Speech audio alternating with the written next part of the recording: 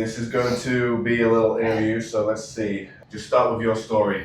Okay, so the way that I got into the business is kind of funny because I actually didn't want to be in the business. I was selling flowers door to door in Miami. So what my business partner and I would do was we would go to this flower shop in Delray Beach and we would fill up like a 15-passenger van with flowers, like beautiful tropical potted plants.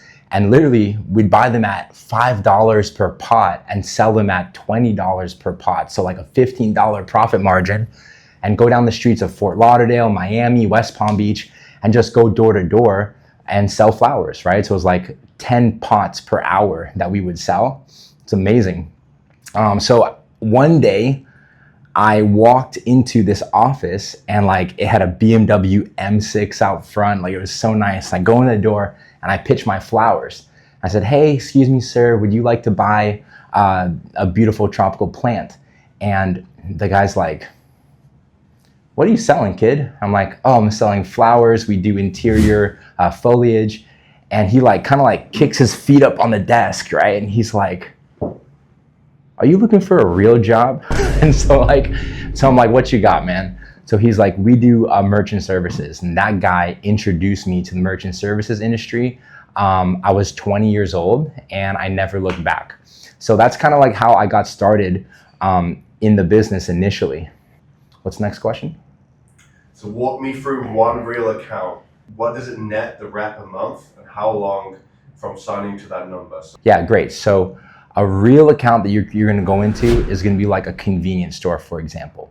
So you're going to go in there. They're processing about $50,000 per month at about 2,000 transactions per month. So most convenience stores are anywhere from $50 to $150 per month in profitability. And I'm just using round numbers, but let's say you have a store processing $100,000 per month, you're gonna make about $150 off of that one convenience store. But like for example, we have auto mechanics where the monthly profit is $300 per month, just because of the types of cards that you're accepting. So from merchant to merchant, the profitability is going to vary. But I always say, as long as you're making money on an account, sign them up, put them in the portfolio, and keep moving forward. And when a merchant hears the terminal is free, what happens to their face? Yeah, so whenever merchants say, "Hear anything free," immediately all these red flags go up, right? So you say to the merchant, "Free terminal," bells and sirens, wee, wee, scam alert, scam alert. So here's what I actually say. I say, "Mr. Business Owner, we are going to invest in your business the $300 for your credit card machine." And that tells you that we are supremely invested in a long-term relationship. So I'm not even gonna make my money back for maybe the first 6 to 12 months.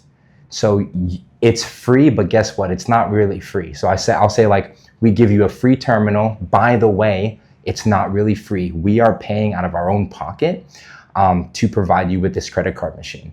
And so when a merchant has that initial like shock of like, "Oh, it's a scam," when you give them some intelligence behind it, then they understand, okay, like they're paying for the terminal. And we really do. We buy the terminal and we give it to the merchant to invest in that business relationship long term.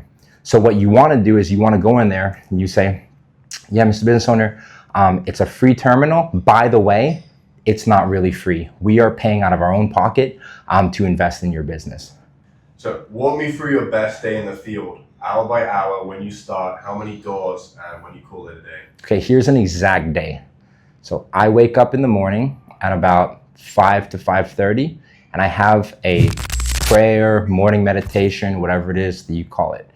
Then from about 6 o'clock to 7 o'clock, I'm in the gym. That's just personally what I do. You don't have to be in a gym. You could walk, you could bike, you could run, whatever it is. I get my body moving, okay? So I'm like done with the gym, showered and changed by about 7:30. At 7:30, I have breakfast kind of like prepared, ready to go. So I eat a healthy breakfast. That is the major key. I know you might see that on commercials with Tony the Tiger, but a healthy breakfast with high protein is the key to being out there in the field and not getting burnt out. Not a sugary breakfast. So that's at 7:30. And then like I'm kind of prepping my stuff around the house at about till about 8 o'clock. At 8 o'clock, I will leave and drive to the territory wherever I'm working. If you're working further out, you might have to drive a little bit further out. But the key is that I want my boots on the ground, so to speak. I want to be out there in that territory at about 8:30 in the morning. So between 8:30 and 9, I'm talking to businesses. If you're talking to an auto mechanic, you don't want to get there at 9:30, 10 when he's like elbow deep in grease, right? You want to get there when he's just getting to his shop, just getting ready for the day. So boots on the ground at about 8:30 to about noon.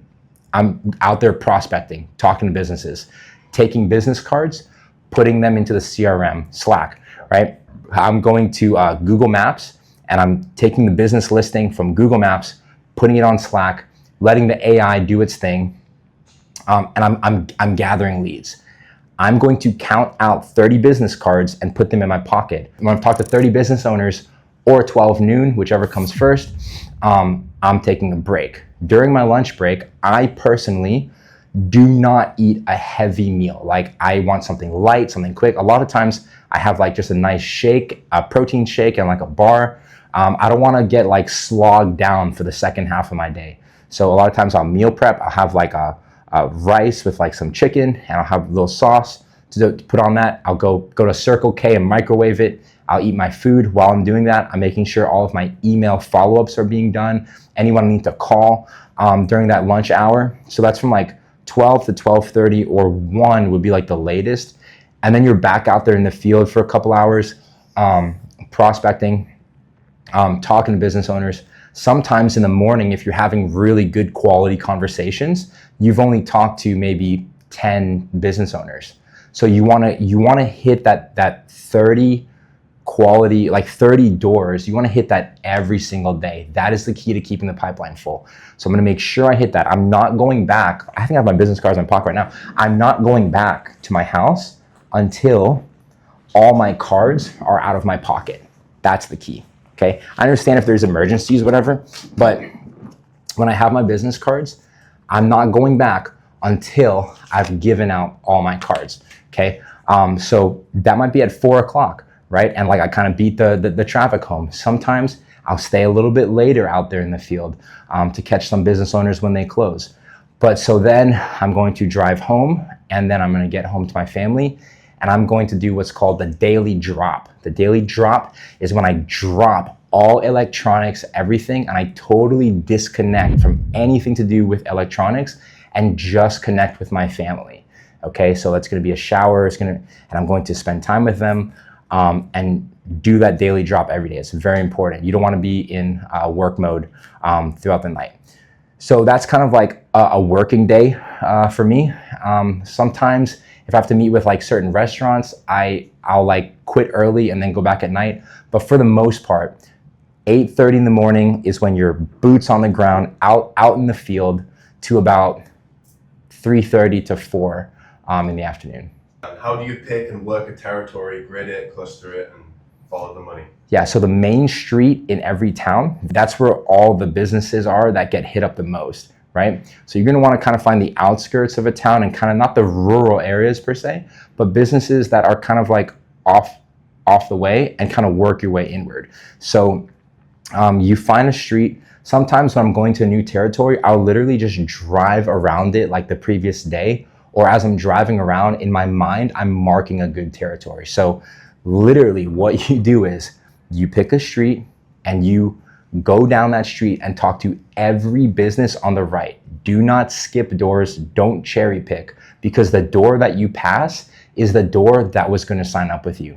So the law of averages also with the mix of businesses, like you are going to have those businesses that are just absolute no, but I've found that sometimes you go in one door and the guy's like, I hate credit card processing, guys, get out of here. The very next door, he's like, man, I'm so glad you're here. Thank you so much for coming by, and they sign up. So you hit every door on the street, and then however many blocks or miles, whatever, or when you run out of street, you cross the road and come back on the right side, which was the previous left side, and talk to every business coming back.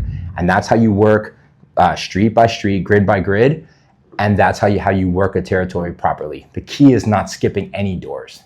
What's the number one reason new reps wash out in the first 90 days? The reason why sales reps wash out is because they get rejected and they get hurt. Everyone's biggest fear in life is rejection, right? So when they get rejected, they get hurt. Psychologically, they want to protect themselves, and so they go back to working at the gym or wherever they're working before. The sales reps that push through that phase, that learning curve, if you will, are the ones that make it. Because here's what happens. On Thursdays, we handle objections. So like literally, I have them make a note in their notepad. Any objection they have out there in the field, on Thursday, we're gonna deal with all of those. So as week by week goes on, guess what happens? They get sharper and sharper out there in the field.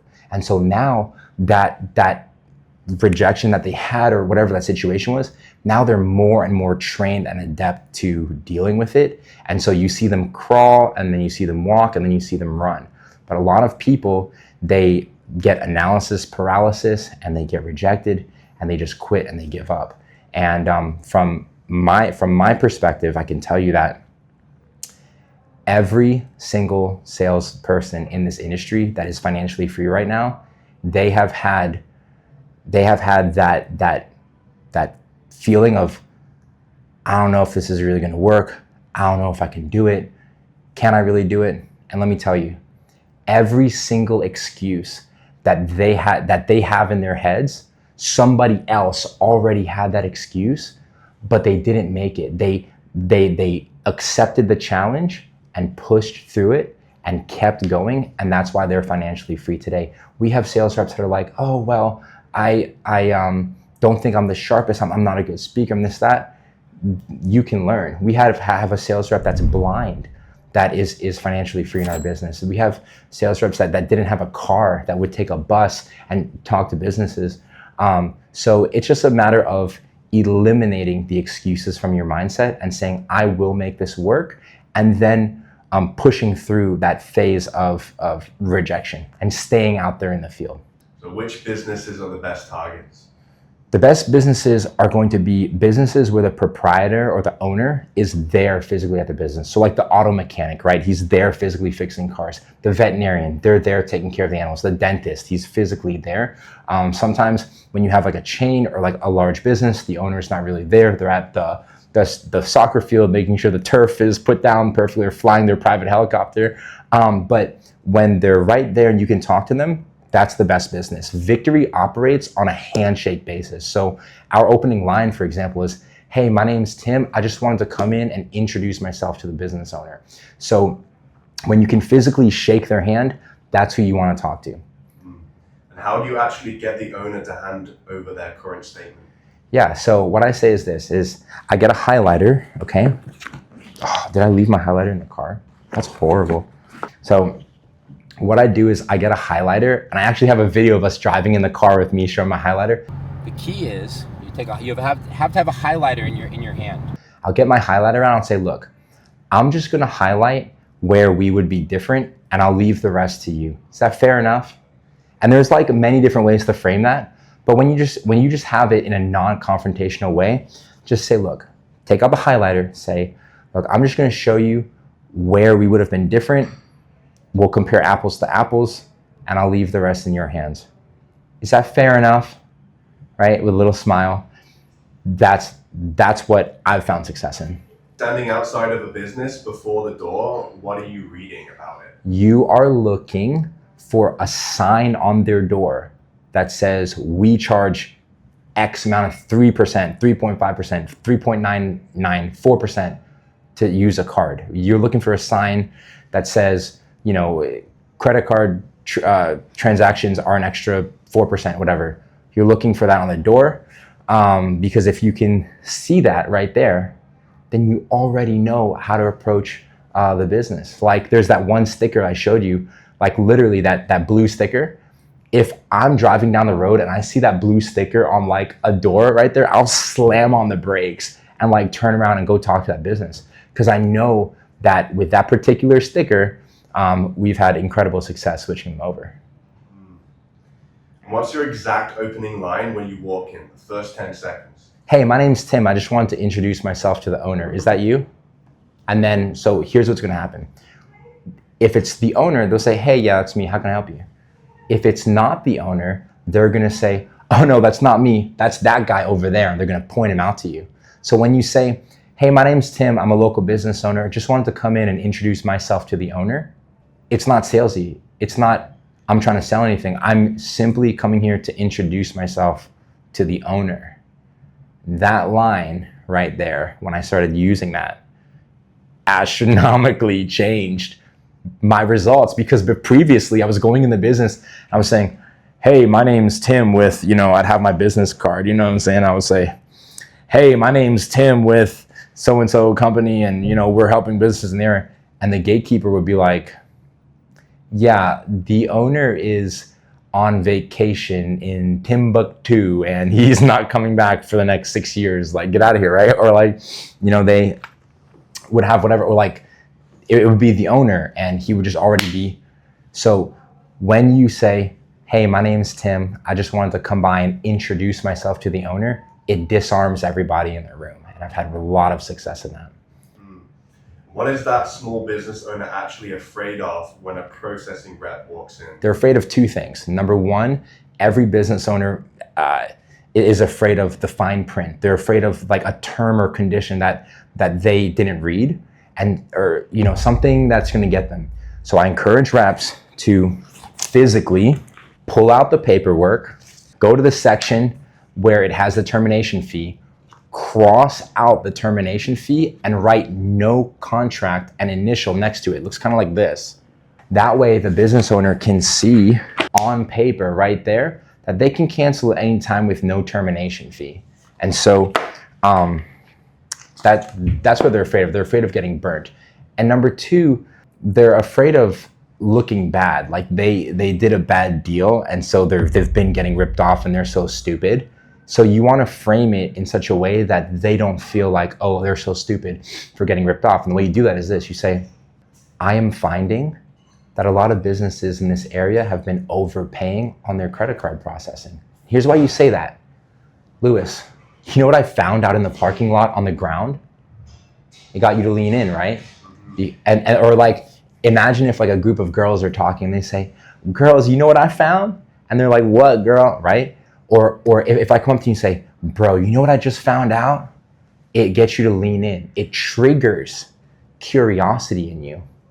Psychologists actually say when you use that word find or found, that it stops what a person is thinking in their head and diverts their attention on the next thing you're about to say.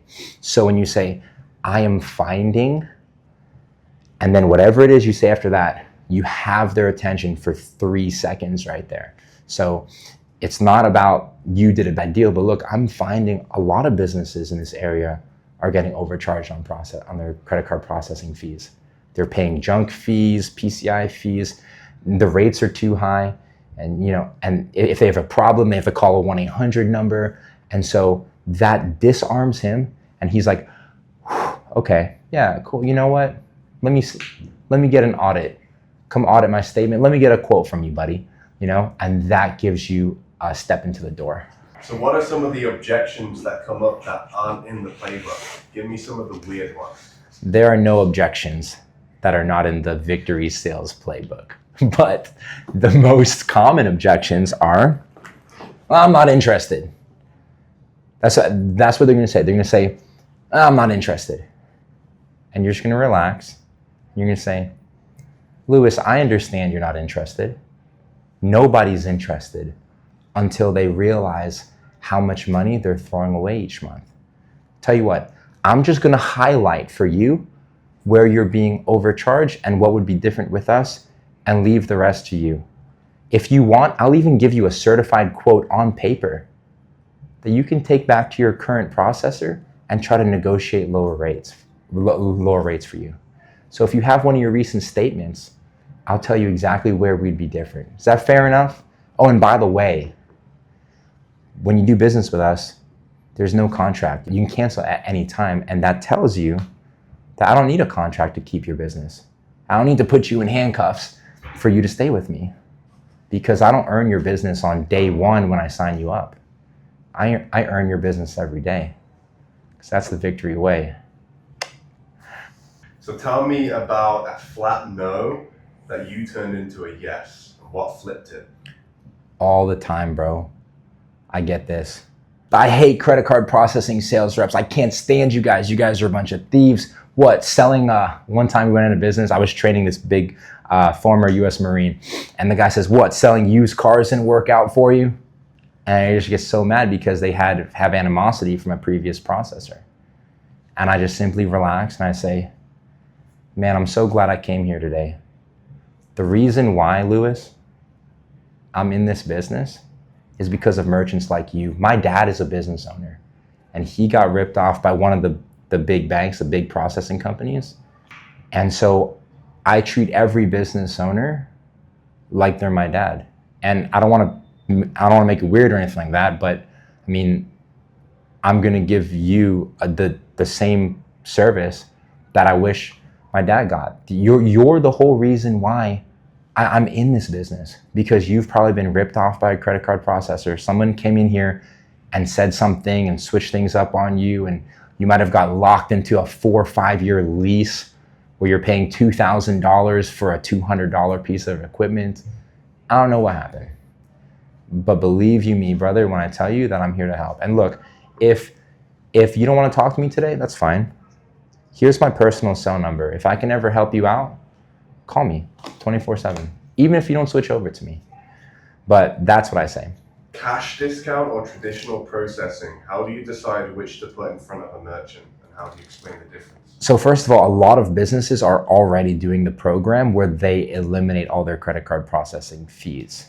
So a credit card processor will go in there and say, if you charge your merchant, your customers, you charge your customers an additional 4%, we'll eliminate all your credit card fees. And the merchant's like, you're gonna save me $1,200 a month? Sign me up. So they put that credit card machine in there. So the average cost of a debit card is about 1%. Average cost of a credit card is about 2 to 2.5%, unless you get those like higher like government or corporate or Amex cards. But my point is, we can eliminate all of a merchant's credit card fees while only charging them about 2.75, 2.5%. So when you have a merchant that's doing that program where they're charging their customers 4%, we can go in there all day and say, look, brother, you're still going to eliminate all your credit card fees. The good news is, the gospel is that we are just going to lower the fee that your customers are having to pay to these big billion-dollar banks so that they can spend more money in your business. In other words, we're keeping as much money as possible in our local economy, and you get to be a part of that. Everybody is switching over to our program because your goal is to eliminate your fees, right? Not take your customers' money and give it to the big billion-dollar corporations, right? Oh yeah, my goal is just to eliminate my fees. Okay, great. Well, I'm so glad I came in here today. Yeah, and then you go from there. So a lot of merchants are already on dual pricing. Traditional is when a merchant says, look, I don't want to charge my customers the fee. And you say, great, that's fantastic. I greatly respect that. You want to pay the credit card processing fee. Well, look, here's one of my customers that you can see here. They processed $49,554 a month. And their bill at the end of the month was this right here. So they're paying 1.76%. 1.76%. What's your effective rate? Do you have one of your recent statements? Because if you do, I can show you exactly how much money you would save. You might not be at 1.7% with us, but I think we might be able to help you out. So if you have one of your recent statements, just go grab it real quick and I'll just highlight for you where we could save you some money. Fair enough? That's how that works. Yeah, but it's really up to the merchant. You just let them choose what they want to do with their business and then go with that. Okay? So once you've got their statement, how do you build the number you quote? Yeah, so you take a look at their effective rate and you take a look at their fees. And we have a whole statement training on that. And so come to the statement training. But the number one thing to look at when you pull a statement is calculate the effective rate right away. Give me a real before and after a merchant's old cost versus what Victory saved them, actual numbers. Yeah, so we have a merchant that was using one of the big companies, and they were processing, I think it was like $38,000. And so at 2.75%, they were paying just north of like $1,000, $1,068, I think it was. With us, like you can look on their statement, at the end of the statement, it's like amount deducted $550 something. So they saved, just by switching their credit card machine, bro, they saved, I think it was like I think it was $514 per month. So like $6,000 per year they saved just by swapping that credit card machine. So what's the biggest pricing mistake that new reps make? The biggest pricing mistake is giving a quote without looking at the statement. If I'm a doctor and you come into my office and your arm is all funny and it looks broken, what am I gonna do? I'm gonna take an x-ray of the arm to make sure it's broken. In the same way, Mr. Business Owner, I cannot give you an exact quote without taking an x-ray of your statement. And furthermore, any sales rep that comes in here that's quoting you all these numbers without looking at your statement is lying to you. Because you could have two businesses that are side by side to each other and they accept totally different card types. And so the inexperienced guy is gonna come in here and just throw out a number. I'm not that. We're Victory Merchant Services. And so we're gonna make sure we do it right and figure out exactly how we can best serve you. And if you want me to just give you a quote and just give you a rate right now, I can't do that because that's not in your best interest. So last question, which close works more often and when do you steer away from the urgency ones? The best close in our business is this. And this is the close that in the past 10 years, I've helped dozens of people become financially, I've trained dozens of reps all over America.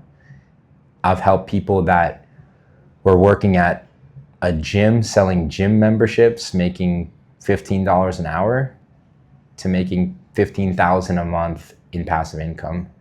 It's helped people that were casino bartenders become multimillionaires. And the close is this. Take your pen, you draw a line right down the middle, you draw the crossbar, you show side by side our rates, right? It's called the Ben Franklin close. You show our rates and fees next to their current rates and fees. This is what you're paying, boom, boom, boom. This is what you will pay with us, boom, boom, boom, boom. You add it up at the bottom. This is the total amount of savings that you're gonna have each year.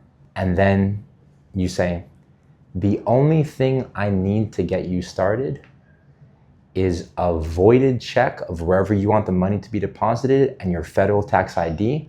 I'm gonna take a picture of your business license so I can show my underwriting that you're open and operating, and your new credit card machine will be here in about 2 to 3 business days. So if you could just go grab a voided check for me, sir, I'll take a picture of this business license and we'll get you up and running. And then don't ask any questions, just go over to the wall, whip out your phone and take a picture of the business license. And so the business owner is like, okay, I'm gonna go get my check. And then you pull out the paperwork and you knock out the paperwork. That is the way to do it.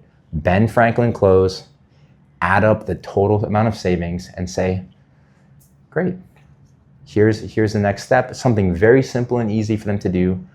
They go get the voided check and their federal tax ID, which not a lot of merchants know it off the top of their head. Mine's like in my phone. And then literally, and say, I'll take a picture of your business license just so I can show my underwriting that you guys are open and operating. And we'll have you your new credit card machine in about 2 to 3 business days. When it gets here, I'm gonna install it, or we're gonna help you install it. I'm gonna train you on how to use it. Once the money is going in your bank account, and I literally do this, once the money is going in your bank account, you're happy, you're satisfied, everything's running smoothly, I'll help you close out your old credit card processor.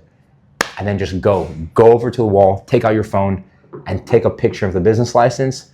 And then, You'll see them out of the corner of their eye, go get their check. That's the close. Amazing.